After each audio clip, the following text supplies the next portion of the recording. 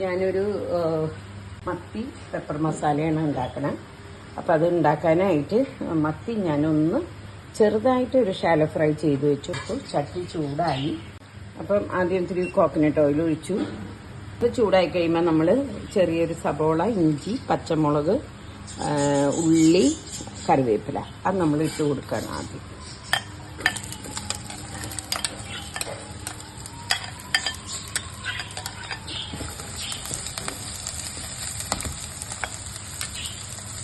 കുറച്ച് നമ്മൾ ഉപ്പിട്ട് കൊടുക്കാം. ഉപ്പ് മീനിലിട്ടുള്ളതുകൊണ്ട് കുറച്ചായിടണുള്ളൂ. ഇതിൻ്റെ പുളിക്ക് നമ്മൾ ചേർക്കുന്നത് വിനാഗിരിയും തക്കാളിയും മാത്രമാണ്. നമ്മൾ കുടപ്പുളിയോ വാളംപുളിയോ ഒന്നും ചേർക്കുന്നില്ല.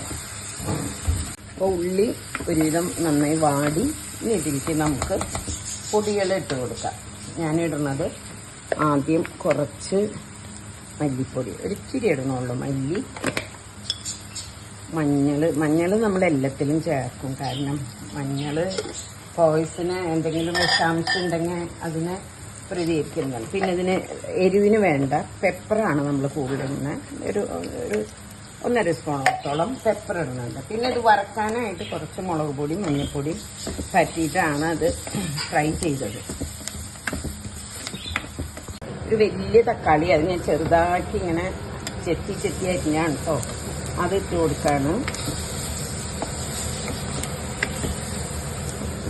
ഇതിലേക്ക് മീൻ ഞാൻ പറിച്ച് വയ്ക്കുകയാണ്.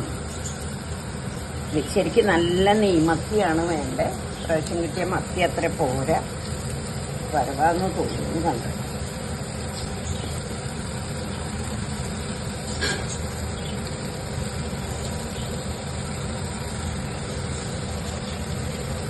അതിലേക്ക് ഞാൻ കുറച്ച് 1-ാം പാല് എടുത്ത് വെച്ചിട്ടുണ്ട്.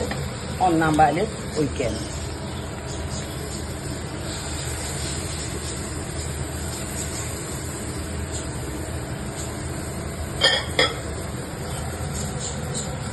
ചാറധികം ഉണ്ടാവില്ല കേട്ടോ. ഇതിനിങ്ങനെ ഒരു തിക്ക് ഗ്രേവി. ഓൾറെഡി മീൻ നമ്മളൊന്ന് ഫ്രൈ ചെയ്തപ്പോൾ കുക്കായിട്ട് ജസ്റ്റ് ഒന്ന് തിളച്ചേ വേണ്ടു.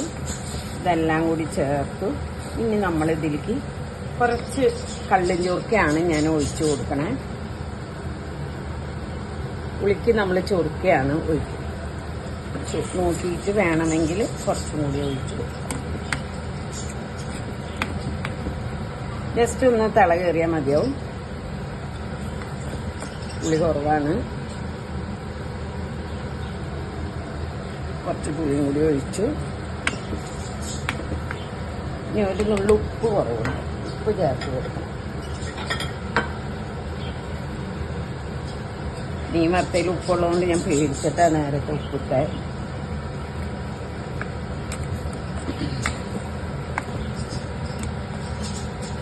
നമ്മുടെ മീൻകറി ആയിട്ടുണ്ട്. മത്തി കുരുമുളക് ഇട്ടത് അതെനിക്ക് ലാസ്റ്റ് കുറച്ച് പെപ്പർ നമ്മളൊന്ന് ഇങ്ങനെ ജസ്റ്റ് ഒന്ന് സ്പ്രിങ് ചെയ്ത് കൊടുക്കാം. പിന്നെ കുറച്ച് പച്ച കറിവേപ്പില, ഒരു നുള്ള് കോക്കനട്ട് ഓയിൽ. നമുക്ക് ആ വെളിച്ചെണ്ണയുടെ ഫ്ലേവർ ഇഷ്ടമുള്ളവർക്ക്, വെളിച്ചെണ്ണ ടേസ്റ്റ് ഇഷ്ടമുള്ളവർക്ക് തുണ്ട് വെളിച്ചെണ്ണ. നമ്മുടെ കറി റെഡിയായി. ഞാൻ ഓഫ് ചെയ്യാൻ പോവാണ്. ഇതിൻ്റെ കണ്ട ഒരു തിക്ക് ഗ്രേവി ആയിട്ട് നമുക്ക് കിട്ടുക. ഇത് നമ്മൾ ഈ ചൂടുള്ള അടപ്പത്ത് നിന്ന് മാറ്റി വെക്കണം. അല്ലെങ്കിൽ ഈ മൺചട്ടി ആയതുകൊണ്ട് ഇതിലിരുന്ന് ഭയങ്കരമായിട്ട് കട്ടയായി പോകും. ഇതിൻ്റെ ടേസ്റ്റ് ഒന്ന് ഞാൻ നോക്കട്ടെ.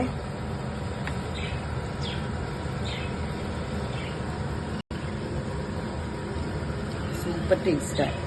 ഇതുണ്ടെങ്കിൽ നമുക്കൊരു പാത്രം ചോറുണ്ട്. ഇതെല്ലാവരും ഉണ്ടാക്കി നോക്കുക.